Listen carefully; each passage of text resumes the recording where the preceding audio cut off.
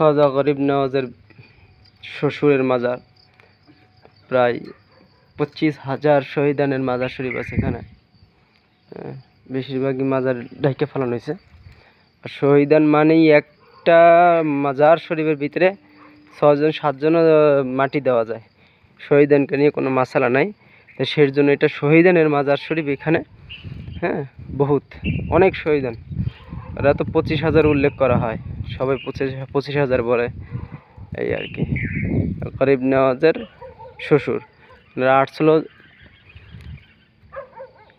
যুদ্ধ করার জন্য, পরবর্তীতে শহীদ হয়ে গেছিল।